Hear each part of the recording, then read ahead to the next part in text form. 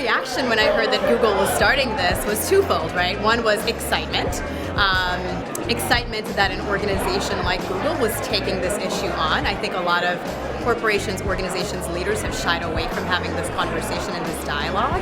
You know, we started 5 years ago as a department of one, and now through Google's investment, we're going to be able to serve that many more children. Excited about the possibility. I mean, if our collective movement had some jet fuel, we could take it to new heights, and Google is going to provide us with the fuel for us to get to the places that, quite frankly, our communities need to get to. I think it's such an important statement for other philanthropic organizations. I think it's a real stake in the ground about what the issues are, and especially to weave it into our understanding of why tech in general isn't diverse. We're really going to be challenged this evening, and I think that's important because if we're going to really make progress in racial justice in our communities, we're going to have to be willing to choose to do some uncomfortable things. I think the most significant impact that we could potentially have is by talking about race, right? Where it's for long been this taboo subject.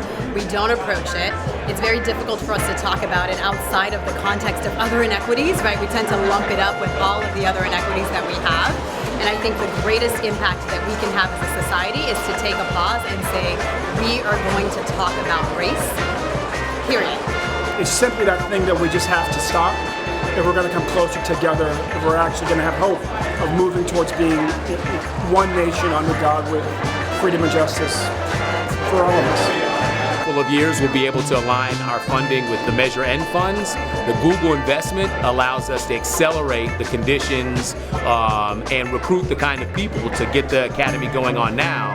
So when we get the kind of institutional funding, we'll be able to sustain it for years to come. And so this was a huge investment in lifting up what we believe will be a game changer in public school education across the nation.